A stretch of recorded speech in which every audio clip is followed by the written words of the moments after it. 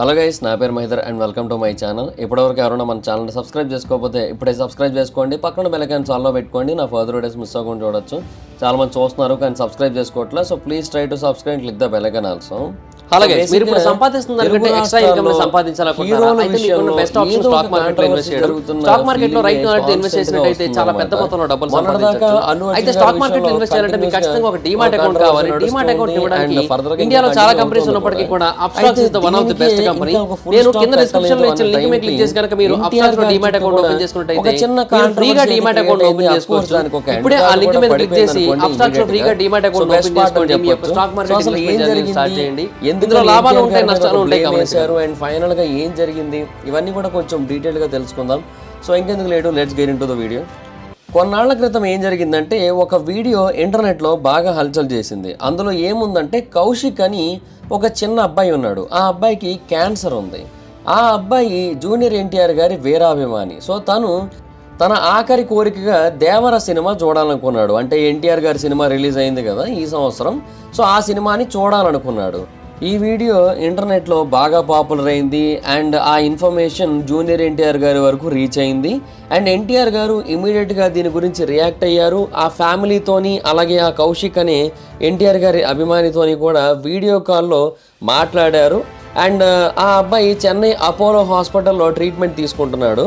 And అప్పుడు ఎన్టీఆర్ గారు ఏమని చెప్పారంటే తనకి నేనున్నానని, తనకి అన్నీ చూసుకుంటానని ఎన్టీఆర్ గారు ఒక మాట అయితే చెప్పారు. అయితే దాని గురించి ఆ అబ్బాయి వాళ్ళ మదర్ రీసెంట్గా ఒక ప్రెస్ మీట్ పెట్టి ఏమని చెప్పారంటే వాళ్ళకి ఎన్టీఆర్ గారు సహాయం చేస్తానన్న మాట వాస్తవమే కానీ ఎన్టీఆర్ గారి నుంచి ఎలాంటి సహాయము అందలేదు.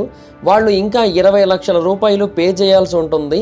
అప్పుడు మాత్రమే ఆ అబ్బాయిని డిశ్చార్జ్ చేస్తామని చెప్పి ఆ హాస్పిటల్ యాజమాన్యం డిశ్చార్జ్ని ఆపేశారంట. అండ్ ఎన్టీఆర్ గారితో ఎలాంటి కాంటాక్ట్ కూడా లేదు, ఆయన్ని కలవడానికి కూడా ఎలాంటి అవకాశము లేదు. సో అందుకనే ఇప్పుడు ఇలాగ ప్రెస్ మీట్ అయితే పెట్టి ఈ విషయాన్ని చెబుతున్నట్టుగా ఆవిడ చెప్పింది. అంటే చాలా వరకు అమౌంట్ కట్టేశారు, బట్ ఇంకా 20 లక్షల అమౌంట్ కట్టాల్సి ఉంటుంది. అది కడితేనే విడిపిస్తామని చెప్పారు. అండ్ ఎన్టీఆర్ గారేమో ఆ అమౌంట్ని ఇవ్వలేదు. అందువల్ల ఆ అబ్బాయి హాస్పిటల్ నుంచి డిశ్చార్జ్ అవ్వట్లేదు అని చెప్పారు. అయితే అప్పటికే గవర్నమెంట్ నుంచి 11 లక్షల రూపాయల వరకు అందాయి. అండ్ టీటీడీ నుంచి 40 లక్షల రూపాయల సహాయం అందింది. అండ్ ఇవి రెండూ కాకుండా ఎన్టీఆర్ గారి అభిమానులు కొంత అమౌంట్స్ కలెక్ట్ చేసుకొని 2.5 lakhs ఇచ్చారని, ఆవిడ 12.5 lakhs ఇచ్చారని ఫ్యాన్స్ చెబుతున్నారు. సో మ్యాక్సిమం 12.5 lakhs రైట్ నెంబర్లా కనబడుతుంది మొత్తం చూసిన తర్వాత. ఎందుకనేది లాస్ట్లో మీకే అర్థమవుతుంది. సో ఎటు చూసుకున్నా కూడా సుమారుగా 60 లక్షల రూపాయలు ఆల్రెడీ ఆవిడకి అందాయి. అవి కాకుండా ఆల్రెడీ వాళ్ళ దగ్గర కొంత అమౌంట్ అయితే ఉంది అప్పటికే. ఆ అబ్బాయికి ట్రీట్మెంట్ పూర్తయిన తర్వాత హాస్పిటల్ వాళ్ళు 75 లక్షల రూపాయల బిల్లు వేస్తే అంత అమౌంట్ కట్టలేము అని చెప్పినట్టయితే 60 లక్షల రూపాయలకి ఫైనల్గా ఆ అమౌంట్ని అయితే సెటిల్ చేశారు.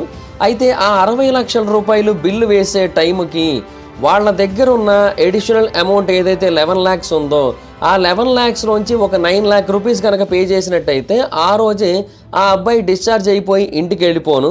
కాకపోతే వాళ్ళు ఆ అమౌంట్ కట్టకుండా ఆ అమౌంట్ని వాళ్ళ దగ్గర పెట్టుకుని వాళ్ళకున్న వేరే అప్పులు తీర్చుకొని, అంటే ఎలాగా ఇటువైపు హీరో గారి సైడ్ నుంచి డబ్బులు వస్తాయి కదా అన్న ఉద్దేశంతో ఆ అమౌంట్ని కొంత వేరే అప్పులు తీర్చుకోవడానికి వినియోగించుకొని కొంత అమౌంట్ వాళ్ళ దగ్గర దాచి ఉంచి ఆ అబ్బాయికి డిశ్చార్జ్కి అమౌంట్ని కట్టలేదు.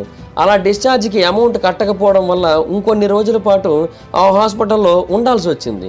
అండ్ బెడ్ ఛార్జెస్ ఒక రోజుకి 70,000 రూపాయలు వేశారంట ఆ హాస్పిటల్లో.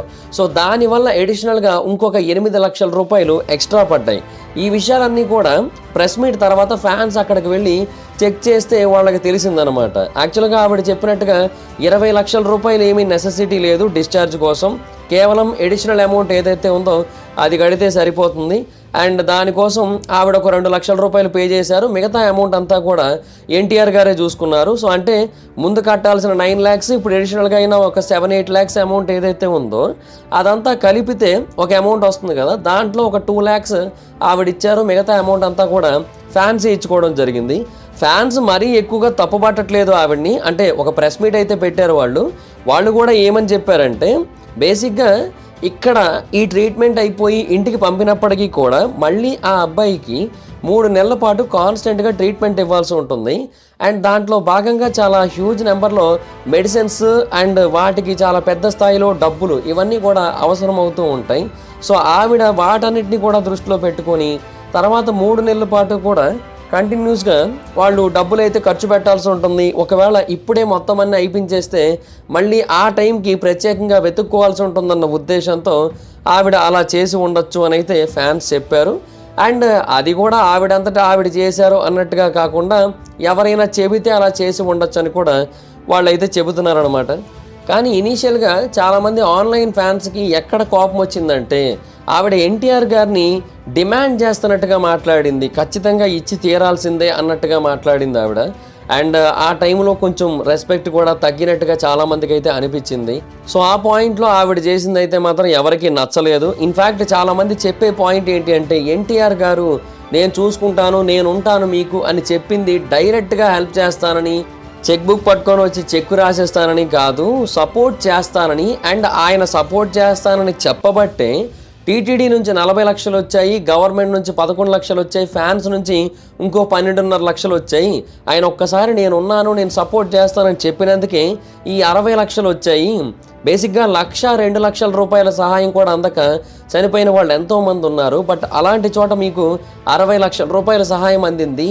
ఇంకా మీకు కావాలి అన్న దానికోసం మీరు రిక్వెస్ట్ చేయడం వేరు, దానికోసం డిమాండ్ చేయడం అనేది కరెక్ట్ కాదనేది చాలామందికి ఆ టైంలో అనిపించిన విషయం. అండ్ కొంతమంది పాయింట్అవుట్ చేసిన ఇంకొక విషయం ఏంటంటే మీకు ప్రెస్ మీట్ పెట్టడానికి డబ్బులు అయితే ఉన్నాయి, వాటి గురించి మాట్లాడడానికి డబ్బులు అయితే ఉన్నాయి, కానీ మీ అబ్బాయికి కట్టడానికి మాత్రం డబ్బులు లేవా అన్నట్టుగా కూడా మాట్లాడారు.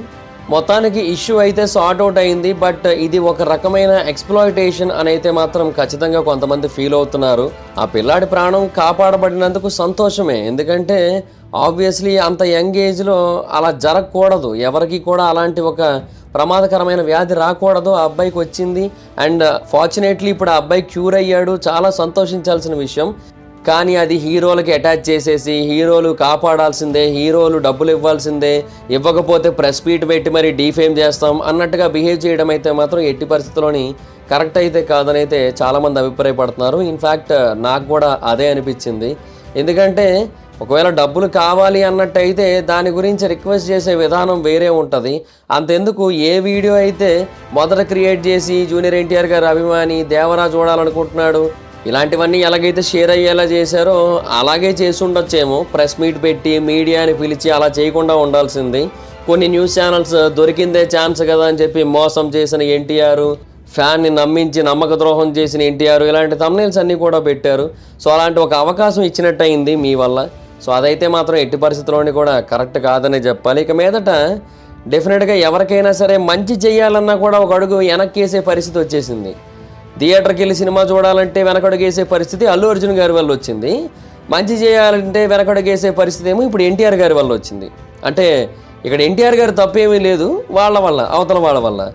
అల్లు అర్జున్ గారికి ఏమో మొత్తం పరిస్థితులు కాటేసాయి అంతే. అంతకుమించి ఇంకా ఏం చెప్తాం చెప్పండి ఆయన కోసమైనా సరే. సో అది సిచ్యువేషన్. చూద్దాం మరి ఇంకా ఈ ఎక్స్‌ప్లాయిటేషన్ ఎంతవరకు ముందుకెళ్తుందో, ఎక్కడికి వెళ్ళి ఆగుతుందో. సో దాట్స్ గైస్, ఇది ఈ టాపిక్ మీద క్లియర్ కట్ ఎక్స్‌ప్లనేషన్. మీరేమనుకుంటున్నారు ఈ టాపిక్ మీద? అంటే ఆవిడ తప్పు ఉంది అనిపిస్తుందా, లేదంటే ఎన్టీఆర్ గారి తప్పు ఉంది అనిపిస్తుందా? ఎవరి తప్పు ఉంది అని అనిపిస్తుంది అనేది చెప్పి ఎందుకు అనిపిస్తుందో కింద కామెంట్ సెక్షన్లో చెప్పండి.